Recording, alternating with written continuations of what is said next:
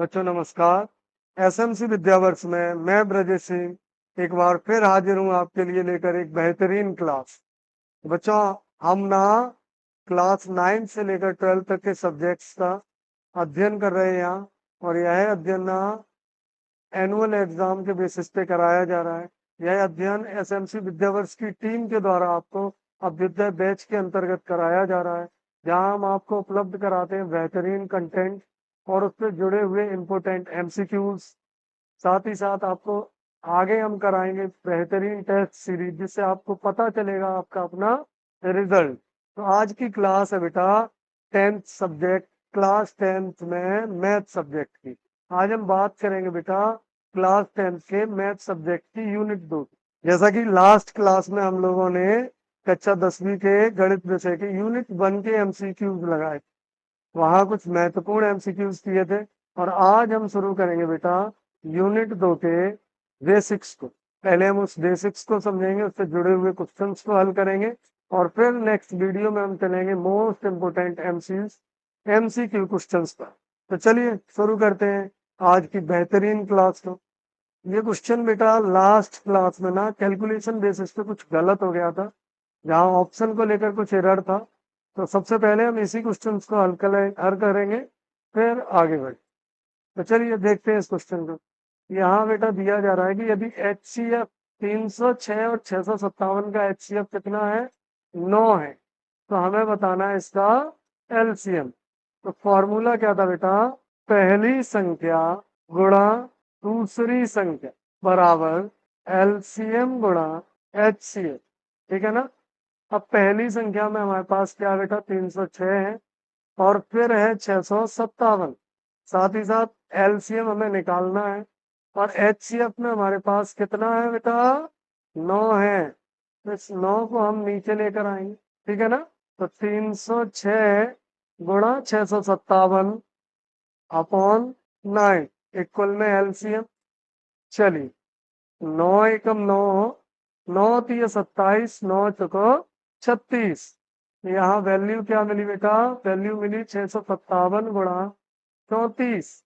इनके ना आपस में गुणा कर लें, जैसे 4 सत्ते 28, यहाँ हासिल 2, 4 पंचे 20 और 2 22, फिर हासिल 2, 4 चिंग 24 और 2 26 गुणा 30 सत्ते 21 की 1 हासिल 2, 3 पंच 15 और 2 17 हासिल 1, और 3 छंग 18 और 1 19। ठीक है ना।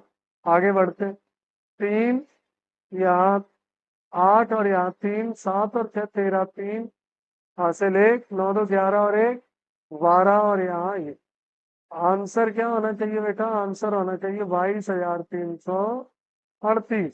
ठीक है ना। वहाँ कैलकुलेशन में कुछ मिस्टेक हो गई थी, इसका सही आंसर होगा बेटा 22,338। चलिए बढ़ते हैं आगे, और हम बात करते हैं बेटा आज बहुपद। ठीक है ना। इसकी बात करते हैं बहुपद।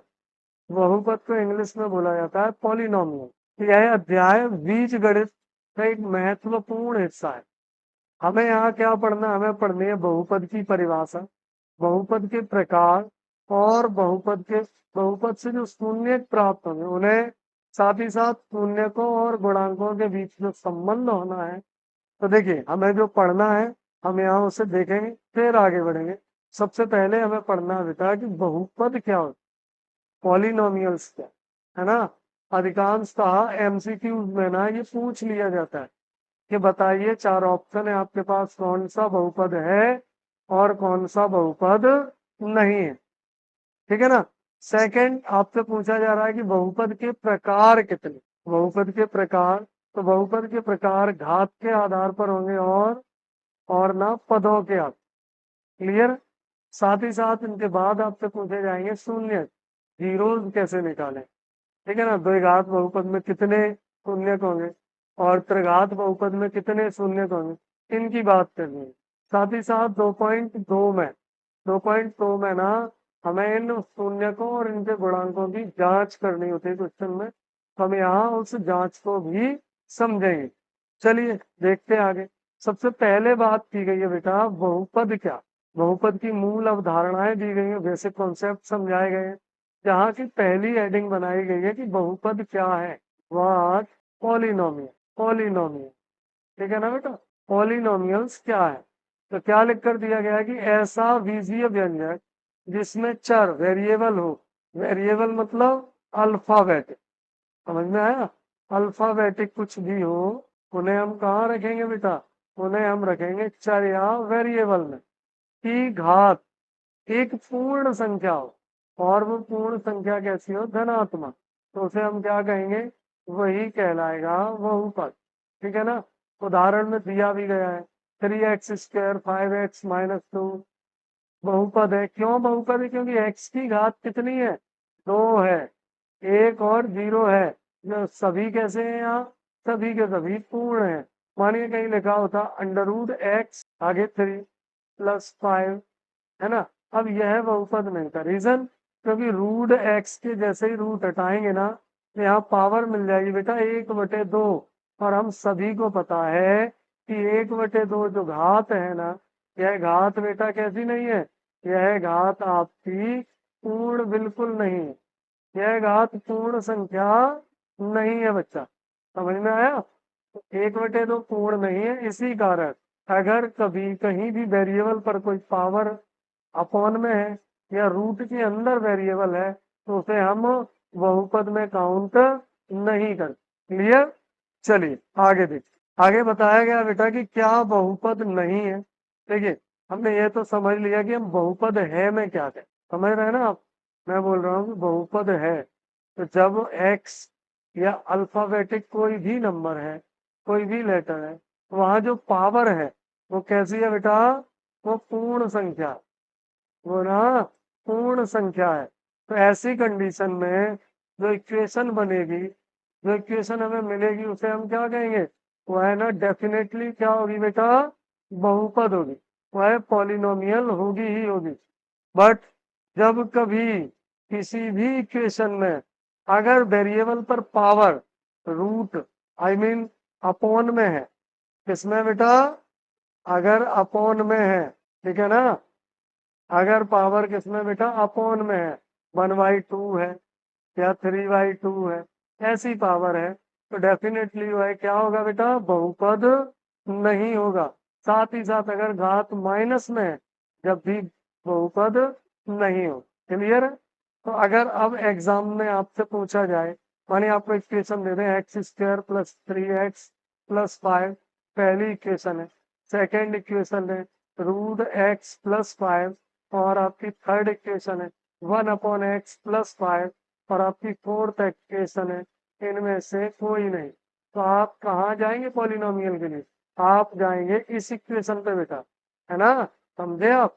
आपको कहाँ जाना होगा, पहले नंबर वाले ऑप्शन पे। रीजन क्योंकि यहाँ जो पावर है ना बेटा, वह पूरी तरह कैसी है, पूर्ण संख्या है, और पूर्ण संख्या में भी कहाँ जा रहे हैं हम, पॉजिटिव वैल्यू की ओर जा रहे हैं, समझ रहे हैं ना आप। चल, तो आपको समझ आ चुका होगा कि कब हम किसी इक्वेशन को क्या कहेंगे, बहुपद कहेंगे, और कब उसे बहुपद नहीं कहेंगे। क्लियर, चलिए आगे देखते हैं। बहुपद से संबंधित पद है, पद टर्म, क्या टर्म है, कि बहुपद के वे हिस्से जो प्लस या माइनस चिन्हों से अलग होते हैं, जैसे 3x², 5x-, तो यह इनके पद कहलाते। पॉइंट समझिए मैं क्या बताना चाह रहा हूँ। मैं कह रहा हूँ कि इक्वेशन लिखिए 3x² + 5x + 7, ओके, और एक और इक्वेशन लिखिए 6x³ + 3x² + 5x + 8।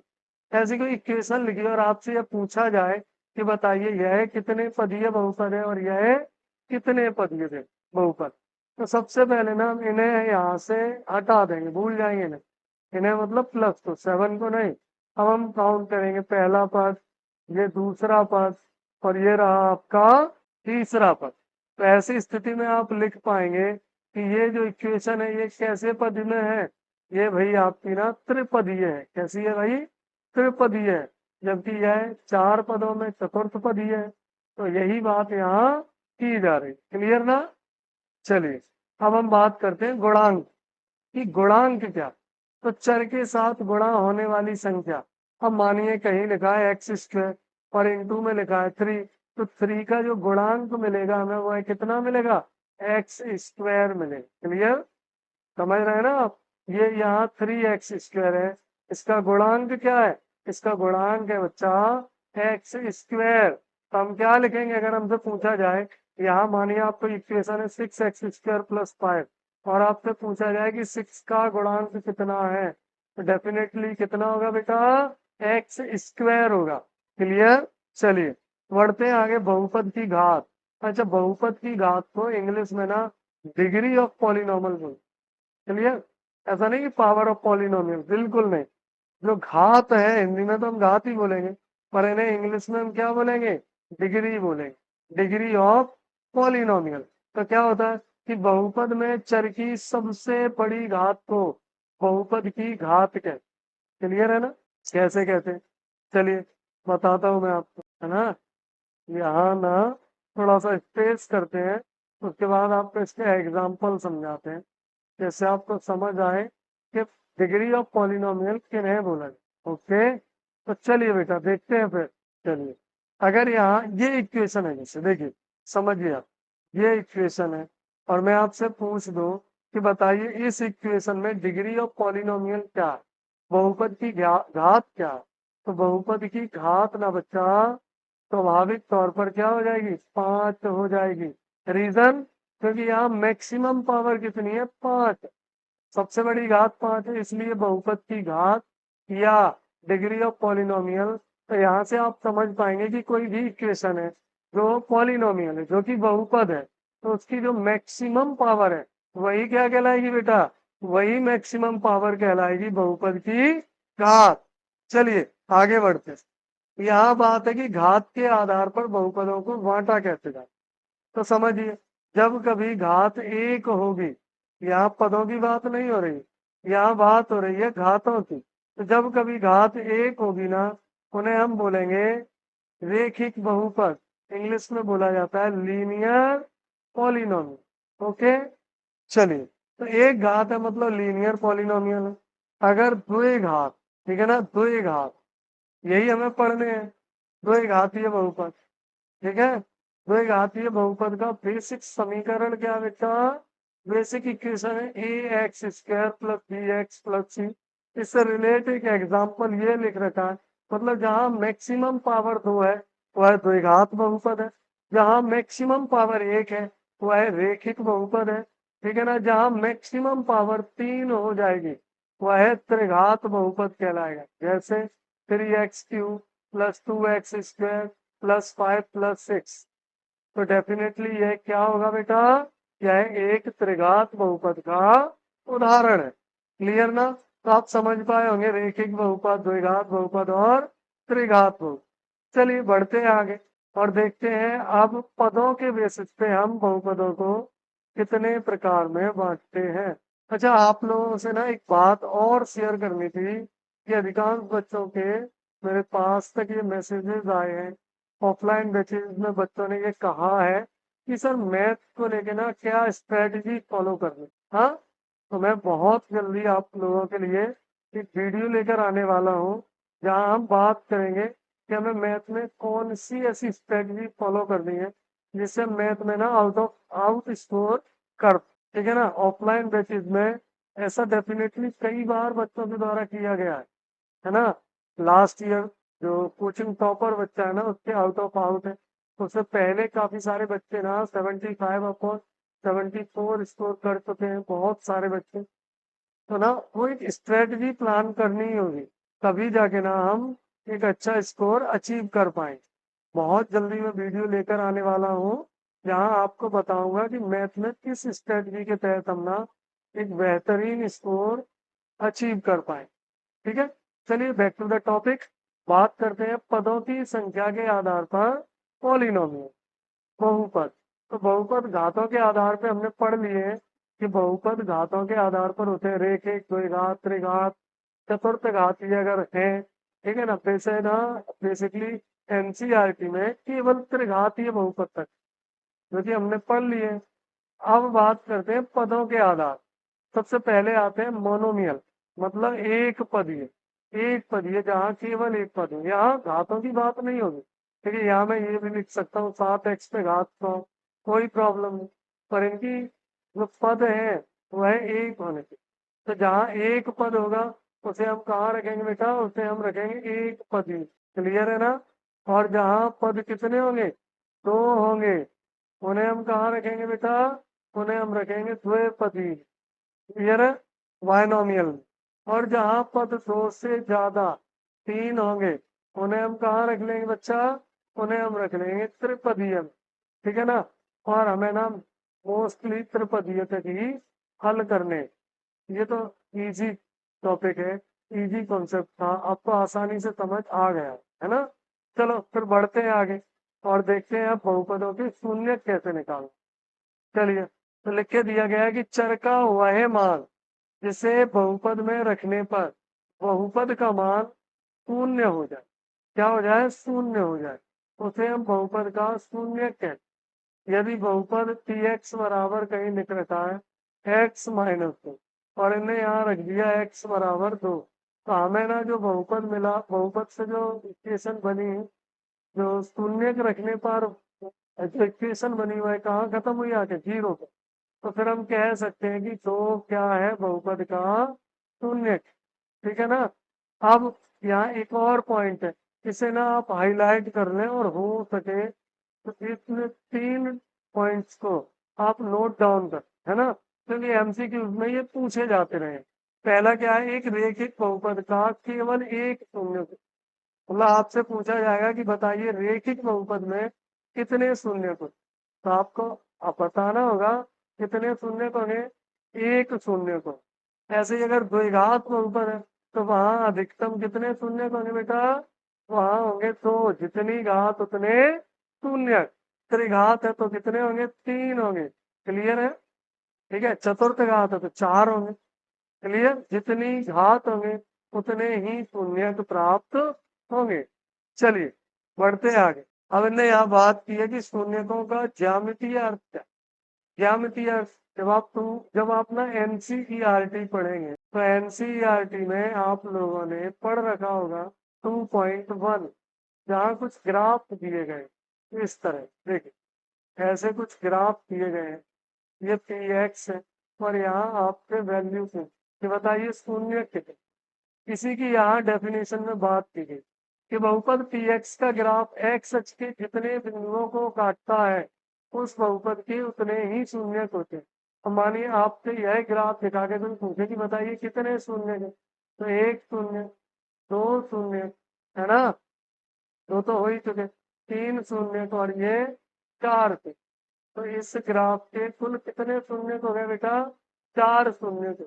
यही ये बात की जा रही है कि ग्राफ एक्स अक्ष को अगर एक बिंदु पर काटेगा तब आपका शून्य कितना होगा, एक होगा। और अगर एक्स अक्ष बिंदु को तीन बिंदुओं पर काटे तो शून्य कितना होगा, तीन होगा। और अगर काटे ही नहीं, छुए ही नहीं, तब शून्य क्या मिलेंगे बेटा, तो तब आपको आपके जीरोज, आई मीन शून्य मिलेंगे, जीरो। क्लियर है ना। चलिए इसे ना ग्राफ से समझते हैं। देखिए जैसे ये एक ग्राफ, अब ये तो आप सभी को पता है कि ये ना, ये वाली जो लाइन है, ये जो क्षैतिज रेखा है, ये हमेशा एक्स को डिनोट करेगी और यह वाई को डिनोट करेगी। और हमें शून्य एक्स अक्ष पर ही बताने हैं। कहाँ बताने बच्चा, एक्स अक्ष। चतुर्थांश से क्लियर करना है, जो यहाँ एक्स अक्ष को डिनोट करेगा और यहाँ वाई। अब इनके ऊपर से कोई भी रेखा आती है जो एक्स अक्ष को स्पर्श करके जाएगी, काट कर जाएगी, तो शून्यक मिल जाएंगे, अदरवाइज शून्यक नहीं मिले। क्लियर। चलिए पढ़ते हैं आगे। शून्यक और गुणांकों के मध्य संबंध क्या, इस अध्याय का यह सबसे महत्वपूर्ण भाग।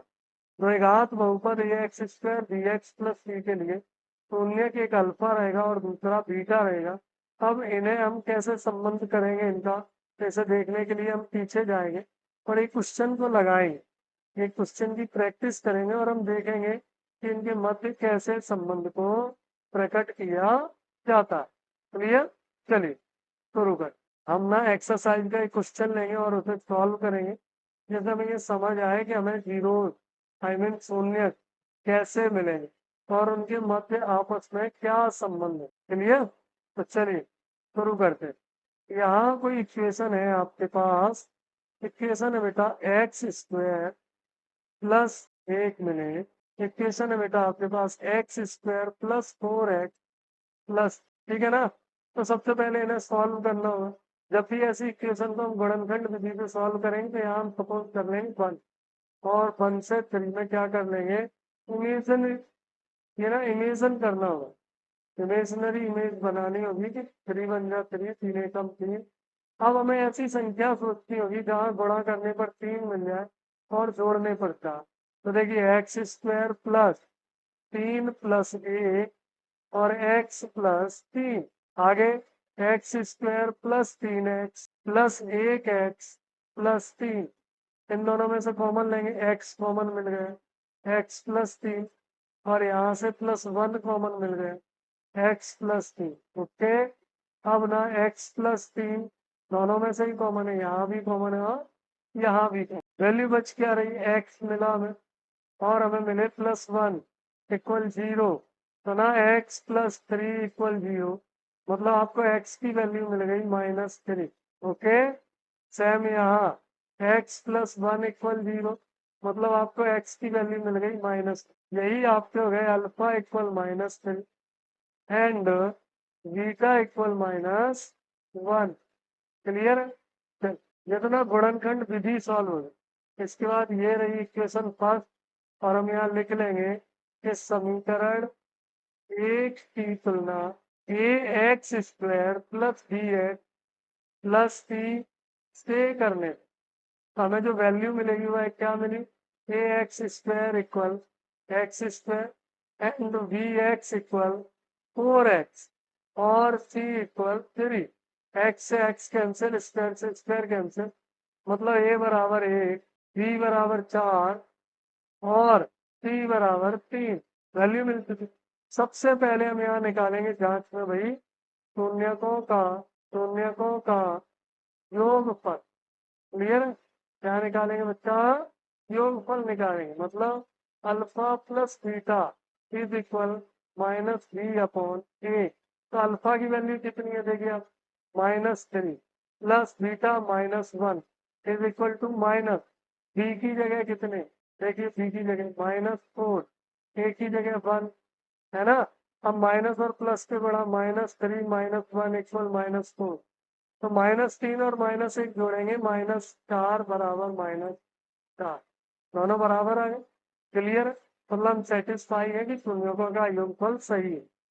सेकंड ऑप्शन में हम चलते हैं शून्यकों के गुणनफल की, शून्यकों का गुणनफल।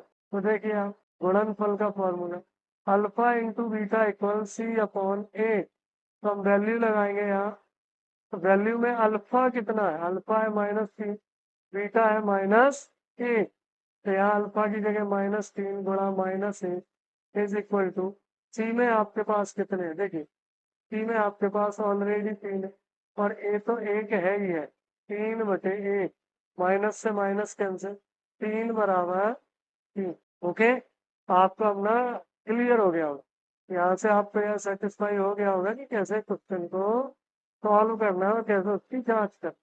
चलिए बढ़ते आगे। अब ये कुछ फॉर्मूला है जो अभी लगाए, आपको ये ध्यान रखना है ना, इतना कि alpha plus beta equal -c/x, alpha into beta equal c/x, alpha into beta मतलब शून्यकों का गुणनफल, और त्रिघात बहुपद में भी कुछ फॉर्मूला है। ओके, क्या फॉर्मूला है, ax³ bx² plus cx plus b, 4 पद है पहले, और यहाँ ना जब 4 पद है तो तीन तीन शून्य पहले से ही लिखे, है ना। देखिए समझिए, द्विघात में, द्विघात में ना ax² bx प्लस सी यही तो होता है, तो यहाँ से हमें 2 बहुपद मिल जाते हैं, सॉरी 2 शून्य मिल जाते, एक अल्फा और एक बीटा, यहाँ से गामा और एक्स्ट्रा मिले। तो देखिए फॉर्मूला क्या है, alpha plus beta plus gamma is equal to -b/a, और alpha into beta plus beta into gamma plus gamma into alpha equal c/a। ठीक है ना, आगे देखते हैं। तो यहाँ एक और फॉर्मूला है जो आप लोगों के लिए HW, ठीक है, आपको अपनी एनसीईआरटी पढ़नी है और ये फॉर्मूला लिखकर आना, alpha into beta into gamma. ठीक है, चलिए बढ़ते आगे। आगे बात की गई है कि forming a polynomial form from its zero, मतलब शून्यकों से बहुपद कैसे बनाया जाए। अगर आपको शून्यक दे दिए जाए और उससे आपको ना बहुपद बनाना है, तो समझिए if the sum S and product, मतलब अगर कहीं आपसे कहा गया है कि जो योगफल है ना, योगफल, पॉइंट समझना, योगफल है एस, और मैं यहाँ आपको समझाने के लिए एक्स के साथ एक और वैल्यू लिख देता हूँ अल्फा। ये फॉर्मूला आपने पढ़ रखा है। और आगे गुणनफल में आपको दिया जा रहा है टी या बीटा। तो तब क्या करना होगा, तो नीचे देखिए, यदि किसी द्विघात बहुपद के शून्यकों का योग ऐसे गुणनफल पी है, तो बहुपद को निम्नलिखित सूत्र द्वारा ज्ञात कर। क्या सूत्र है, x square minus S x plus P, मतलब इसे हम लिख सकते हैं x square minus alpha plus beta, है ना, x plus alpha into beta. Reason, क्योंकि हमें दिया गया है अल्फा प्लस बीटा जो है ना वो है एस के इक्वल है, और अल्फा इंटू बीटा जो है ना वो है टी के। चलिए, के कोई भी शून्येतर वास्तविक संख्या है, हम सामान्यतः सरलता के लिए के को क्या मान लेंगे, एक मान लें, मतलब के को लास्ट में खत्म ही करना हो, हम उसे एक मान। क्लियर। यहाँ एक क्वेश्चन भी दिया गया है कि आपको एक क्वेश्चन दिया गया है जहाँ लिखा है find a quadratic polynomial if it's zeros are -3 and 2। एक द्विघात बहुपद ज्ञात करना है जिसके शून्य है। पॉइंट समझना, अधिकांशतः गलती ये होती है कि जब हमें शून्य दिए जाते हैं ना, शून्य, उन्हें हम अल्फा प्लस बीटा मान लें। शून्य मतलब alpha equal -3 and beta equal 2। अब हम वैल्यू लगा लें। अब जैसे फॉर्मूला क्या है समझना, बात कर ले फॉर्मूला। फॉर्मूला नॉर्मली है x square minus alpha plus beta और X plus alpha into beta. हम ना एक्स स्क्वायर माइनस, सबसे पहले अल्फा की वैल्यू लगाए। क्या है अल्फा की जगह, देखना, -3 और बीटा की जगह 2, तो हम यहाँ लिख लेंगे -3 प्लस 2 एक्स प्लस -3 इंटू 2। तो एक्स स्क्वायर माइनस -3 से +1 -1 एक्स -6, माइनस से minus cancel, x square plus 1 x minus. Clear है, देखिए x square plus x minus 10, यही तो मिला। समझ आया, ऐसे इन क्वेश्चन को हम सॉल्व कर पाएंगे।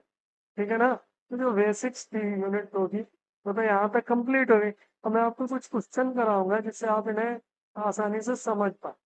मानिए तो क्वेश्चन है 3x स्क्वायर प्लस एक्स या 7 प्लस 4 इक्वल 0।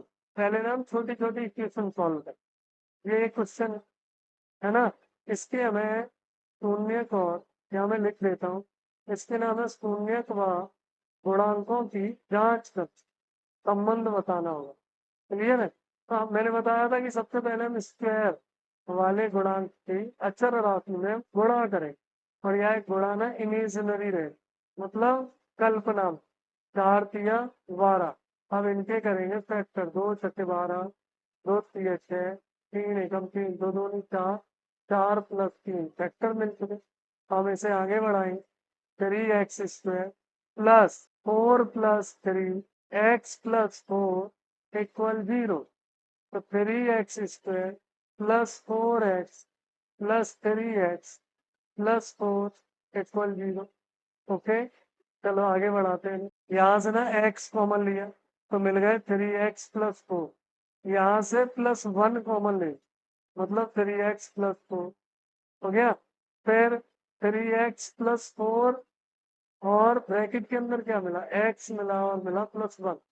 देखिए एक बार मैं फिर से रिपीट करता हूँ, सबसे पहले फैक्टर, फिर ब्रैकेट खोलेंगे, इन दोनों में कोई भी वैल्यू कॉमन नहीं, तो मैंने ना x कॉमन ले मिला हमें 3x प्लस 4, इन दोनों में से +1 कॉमन ले लिया, मिला 3x प्लस 4, 3x प्लस 4 को यहाँ लिख लिया, फेस वैल्यू ये आज। ओके, आगे बढ़ेंगे, देन 3x प्लस 4 इक्वल 0 और x प्लस 1 इक्वल 0, मतलब x इक्वल -4/3, x की वैल्यू मिलती है।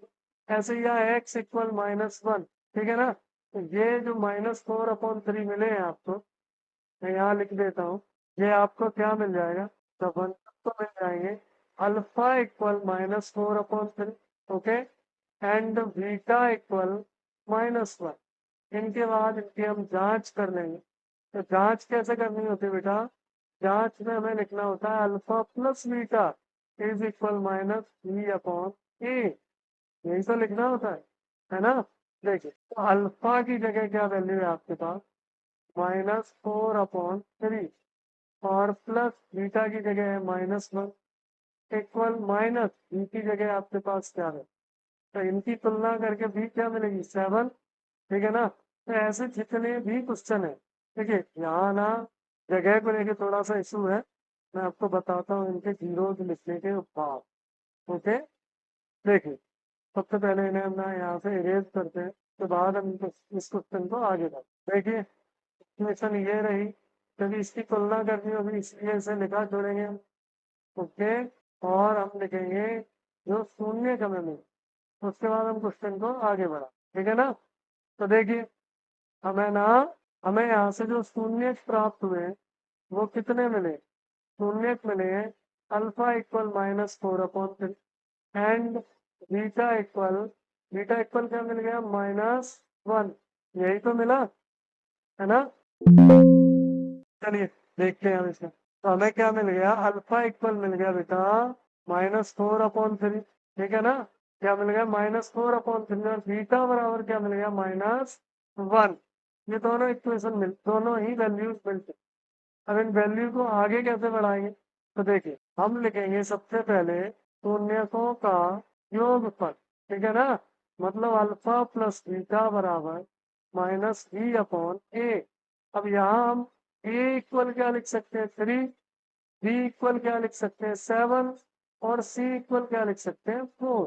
चलिए शुरू कर, अल्फा की जगह -4/3, प्लस बीटा की जगह -1/1, माइनस बी की जगह 7, ए की जगह 3, एलसीएम लेंगे 3 आएगा, 4 एकम -4, और 3 एकम -3, बराबर -7/3। यहाँ से हमें मिला -7/3 बराबर -7/3।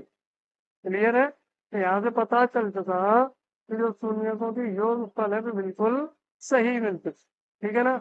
अब सेकंड क्या निकालना होगा, सेकंड हमें निकालना होगा बेटा शून्यकों का गुणनफल। क्या निकालना होगा, शून्यकों का गुणनफल, मतलब alpha into beta equal p/a। तो देखिए अल्फा कितने, -4/3, और बीटा कितने, यही है ना वैल्यू, -1।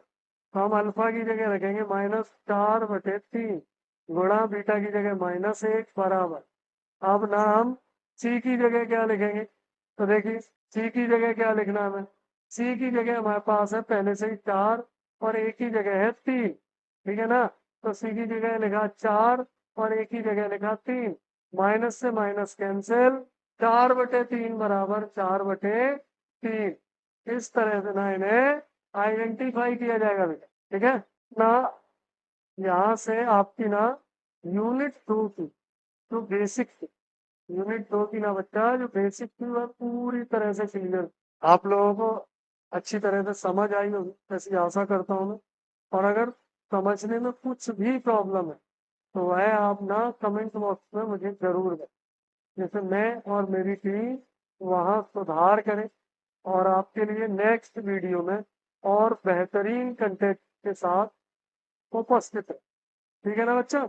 तो मिलते हैं आप नेक्स्ट वीडियो में एमसीक्यू क्वेश्चंस के साथ, ऐसे एमसीक्यू क्वेश्चंस जो बोर्ड एग्जाम के लिए ना बहुत ज्यादा इम्पोर्टेंट, ठीक है। तो मिलते हैं नेक्स्ट वीडियो में बच्चा, तब तक के लिए धन्यवाद, जय हिंद।